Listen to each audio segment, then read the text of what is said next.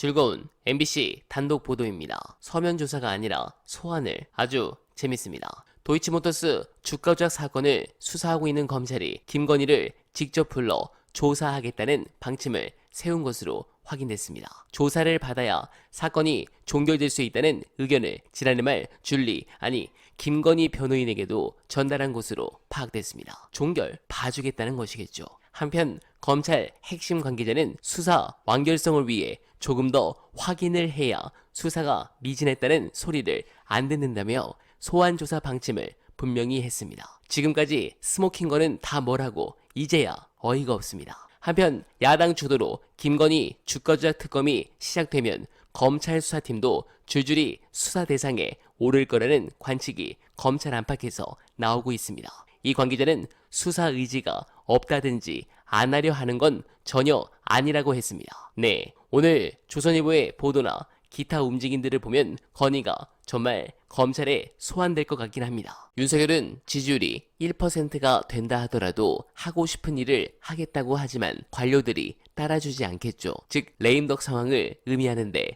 실제 여러 루트의 내부 폭로로 윤석열 정권의 위기는 다가오고 있습니다. 먼저 가장 큰 건은 역시 최혜병 특검일 텐데 전날 한겨레 이 충격적 단독 보도에 이유가 나왔습니다. 유재현이 최근 술술 불어버리며 적극 협조하고 있는 이유입니다. 보도에서 지난해 최상명 사건을 처음 수사한 해병대 수사단이 사건을 국방부 조사본부가 재검토하는 방안을 국방부 측에 건의하자 국방부 법무관리관이 부정적 입장을 보였던 것으로 확인됐다.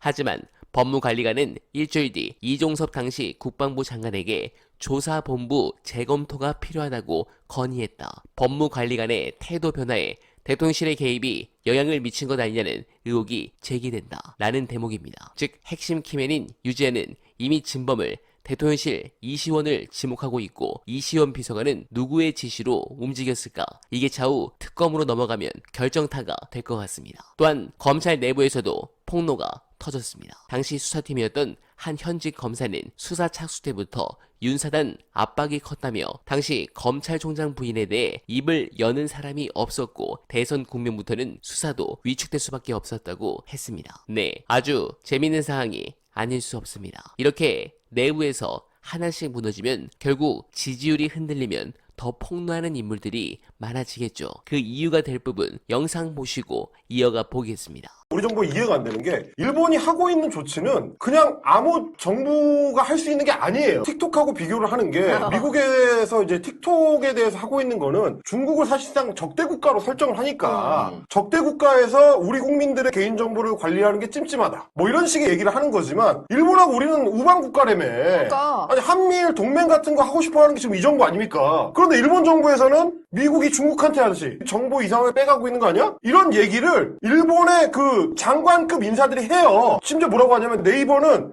한국의 국정원이랑 연결된 회사다. 이런 소리를 해. 진짜로 해. 그러니까 말하자면 북한이랑 우리랑 비슷한 취급을 해요. 그런 인식을 갖고 있어. 일본의 그 극우 정치인들이.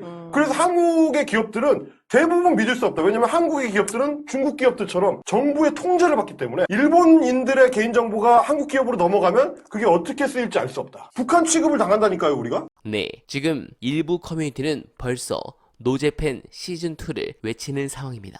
이런 부분들이 윤석열을 지지하는 이직들까지도 등을 돌리게 하고 있습니다. 제발 이번에는 힘들더라도 다음 국회에서는 꼭 윤석열을 무너뜨릴 특검이 출범하길 간절하게 바라며 어날바는 오늘도 최선을 다하겠습니다. 여러분 고맙습니다.